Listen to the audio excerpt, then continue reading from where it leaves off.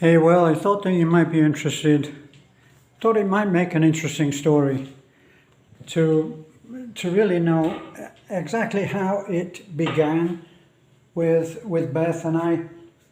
Actually, it began a long time before I came to the Philippines. I was living not very successfully in Florida. And this was about the time, I've told this story before, but it's the backstory of what led me to be here. So I was there and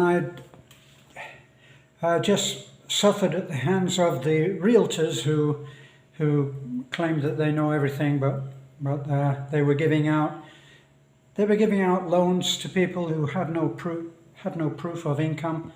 Other than their word on how they hoped that life was going to treat them. So I was in a house, I got married to a woman in China and brought her and her daughter over, and then when there was no money, there was no honey, which is what we've been dealing with just lately, haven't we? So anyway, things went very rough there. I'd lost the work that I'd had, which was very good work, but I'd let that go, unfortunately, and suffered the consequence. So I decided to go on my next adventure, and I spoke to my son and I told him, look, I know I'm old, but I'm not without a pulse. So it's time for me to do something different. And I decided as a stepping stone that I would go and stay with my son who was living in the Philippines in San Fernando, and possibly I'd go on to Thailand or somewhere else. And literally I just bought a ticket to the Philippines. I had about $2,000, not pesos. And as all of our haters will tell you, he came here with only $2,000. He didn't have a pot to piss in. Well, and that's true. But instead of treating it like some kind of a success story, they take that as a gigantic failure. For me, it was just another risk to be taken. And all of my friends scratched their head when I said that I was going to do this. And how much have you got? At that time, I didn't know that I had even 2,000 after I'd paid for the ticket. So my attitude on how I came here really shows you what my attitude is generally as a risk taker. And a risk taker has to be, usually, if you follow conventional thinking, a risk taker will usually try to find, on the yin and yang basis, someone who is down to earth, someone to steady him, someone who wasn't a bit crazy like I was, someone who would ground me. So I married Beth. And Beth is exactly the same as I have. And we've started, everything that we started clueless. We had no idea of the size of the project that we had taken on. And Beth has been told before now that it is her inability to say no. She cannot say no. If someone comes and they need help, she cannot say no. We've handed our only bag of rice to some old lady who has come to the door and asked for help. I remember when we were in Guindolman, we started Guindolman to build one house. We ended up building, I think, 10 or 11. And speak of the devil in my life, here she is, or was. She's gone back out again. So, we started there with a credit line of, I think, come on and correct me if I'm wrong here, honey. Oh, yeah. She's come straight from her motorcycle. We start at 3 houses. Yeah, but we went there to build one house, didn't we? Yeah. Can you give us a benefit of your full face? Yes, and it ended up we built overall 7, I think, including No. The endowment was at least 10. Oh yeah, including some house that is already finished, but we just do some repair. Did we do that? Oh, Yeah, that was for the man who there had are the 2. kidney Yes. problem. Right, so she's just a ship passing him a man. So we started that, as I say, on the basis of, have you ever heard these people who, the motivational speakers, instead of going, get ready, set, fire, or get ready, set, go, they say, go, get ready, set. In other words, sometimes it just takes jumping in with both feet to do what you do. I don't think that anybody has ever done anything who was reasonable. They all were unreasonable. Walt Disney, or should I say, as Beth would say, Wally Disney didn't start with a sensible plan.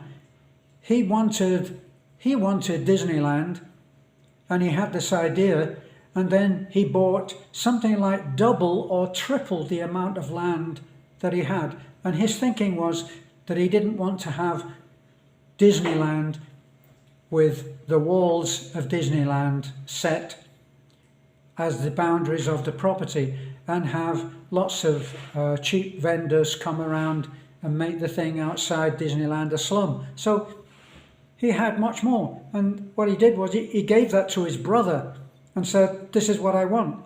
And his brother said, you're crazy, and he agreed, and they did it. This is what we did. We started off, and mosquitoes around today. Gotcha. No, gotcha. Sorry. We started off like that. We started off just by saying we wanted to build a bed or buy a bed for a paralyzed man that we were seeing when we went with Beth's brother, who was a pastor, and he was there and he was counseling this poor man who was living in abject poverty with his family. And back then we had very little, you know. I had spent all of the 2,000, and so we actually had very, very little. But sitting outside this tiny house that was in such terrible form, I said, well, at least maybe we could just buy him a bed. And that's when it started. And when we went away, a little while after, we found out that the man had died. But we'd seen the house, and we said, well, maybe we could repair that house. And that's when I was inspired actually by a movie where the man who was a covert agent of some kind, I think it was actually Steven Seagal, and he went in to sort out what was happening in this small town in the mountains. And he was under the guise of a carpenter. And he just went round to houses. He had a look and he said, oh, the steps need fixing. So he bought some materials, and he went round there. And when the owner heard some knocking on the outside, they went out and they would find him repairing their stairs. So I remember going to see Timio, Bet's brother, and telling him, we're going to go around and repair people's houses for nothing, for charity. We'll find the money from somewhere and we'll do it. And later, when he told that story, he said, as I was walking away, having told him that we were going to do this, that he actually wept. He cried. And it was an emotional time for all of us, because we realized that we could maybe help. So we did that. Well, that led us into the biggest quicksand of trouble and hassle that you can imagine, because heavens above, no one is allowed to help people without a license. So that got us in a ton of trouble. But Beth and I have always been that way, that we do something and then as we're walking away we say, are we crazy or what? I remember in Gandolman we were asked to go to see this old lady who had been asking if we could build her a house. And you'll find the photograph of Beth and I standing ankle deep in tide water, high tide water, near this old lady's house. But when we went to see her, she showed us something that was about as big as this table. Look at this table. That's how much floor she had in this little house. It was a complete wreck. And when the tide was high, she would go and stay with a neighbour and then come back. And when the house had dried out, that was it.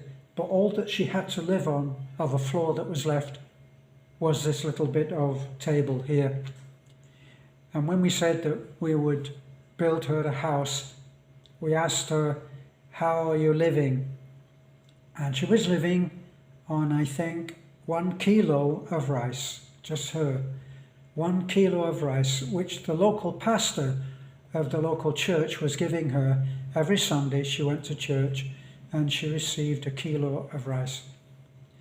And then she knew what trees to go to pluck the leaves for her greens, and that was it.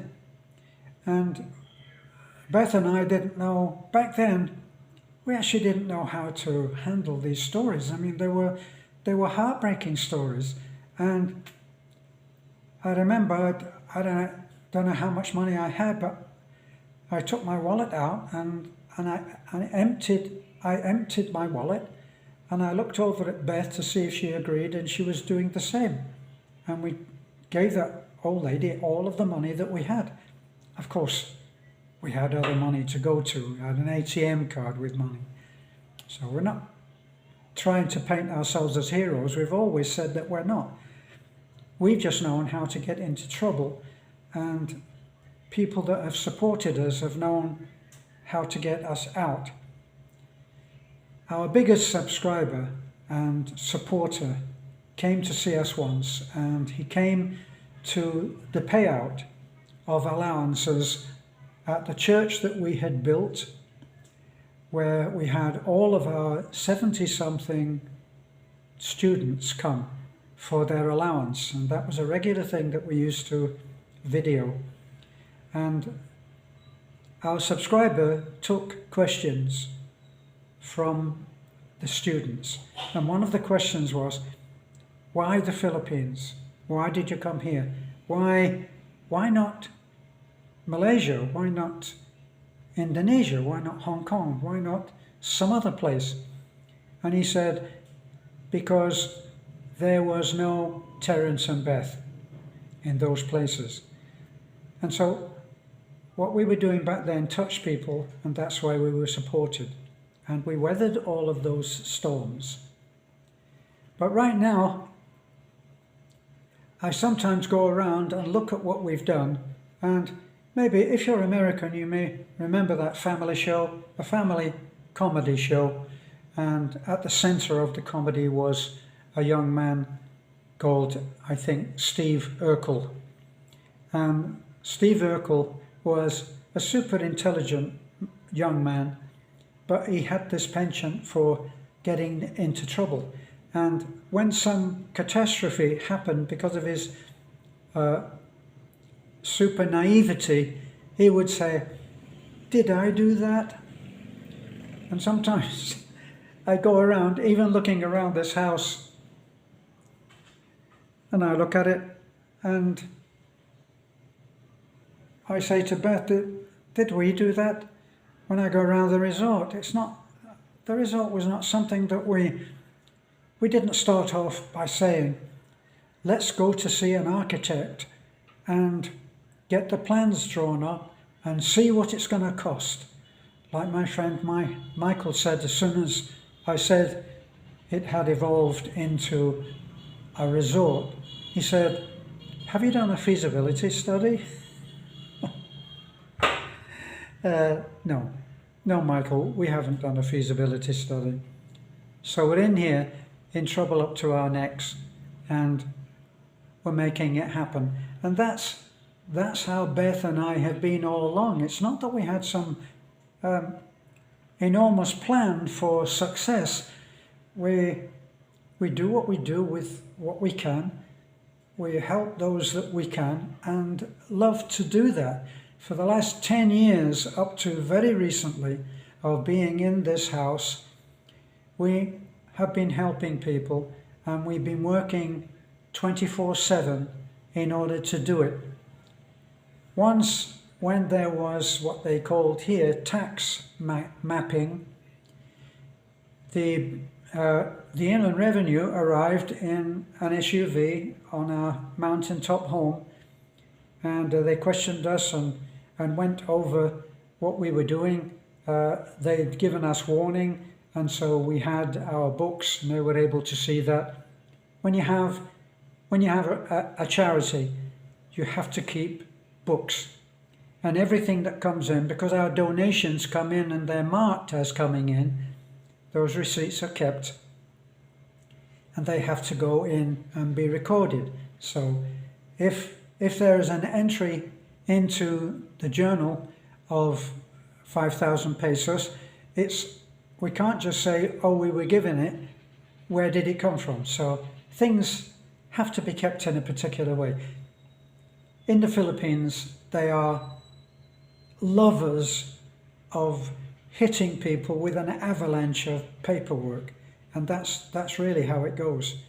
So we've been doing that on the basis of how we did our houses, which we've now made. I think last count was, I think it was 96 houses that we built. We hoped by this time we would have built 100 houses, but we failed on that because one of our biggest supporters, a foundation in America, was forced to cease the monthly allowance or 3 monthly allowance that they gave us to support our work, because profits had taken a dive and the stock market in America was plummeting. So we were always given support on the basis of profits coming in on investments made by the foundation. So that wound down to nothing.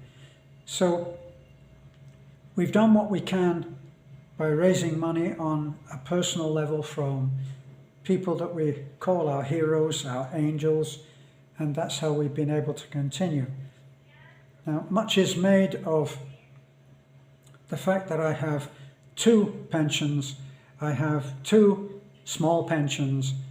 My working life in England ended in 1992, and my working life in America began in 1992. So I have a small, very shamefully small pension from the UK, and I have a slightly bigger one that's combined. It's enough for us to live okay. We live in a very grand house because of circumstances as they unfolded. But actually, we eat humbly. We eat very modestly. Okay? So, back to the theme of what I'm saying is that I go around the resort part. It's really the inn, but it always sounds like a strange word. If you say, yes, we're working on the inn, and people are likely to say, in what? So it's INNE.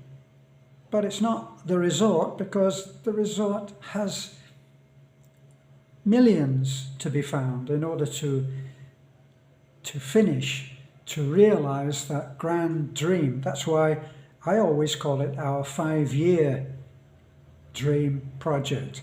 But we're within reach now of actually realizing the in part of it as being realizable. and that will bring some income once we get that going. But there's a terrific amount of work to be done, and we don't ask any for ourselves. All of the charity, all of the fundraising that we do is all for the charity, which is recorded and has to be answered to. We have a CPO who goes over over what we've done and prepares the records. So everything that we do goes to a bookkeeper. The bookkeeper makes them into sense, and then that goes to the accountant, and the accountant does what he is legally restricted to doing. In other words, everything on a letter to the law, to the letter of the law. So that goes without saying. So I go around and I look at everything that we're doing, our grand dreams. We keep on getting quotes for this and quotes for that. And at the moment we're struggling just to meet the requirements of the city fire department, and they're not really, nobody's doing us any favours. We've been required in our house, because it's a large house, we've been required in pursuit of getting all of the permits in order to have a fire alarm. Can you imagine? It's a private residence, and if you look up behind me, there's a fire alarm. I never heard of it before, but we can't fight the fire department, because even if we were to win, and I think we probably would if we opposed that, what would happen after that? They could make life very difficult. So we don't do that. So we count ourselves very lucky. Remember and quote Steve Urkel a lot of the time by looking at what we're doing and what we've done and saying, did we do that? So that you know, this was not some grand organized genius plan. It was more a comedy of errors. Thank you for staying this long, if you did, and we'll be back.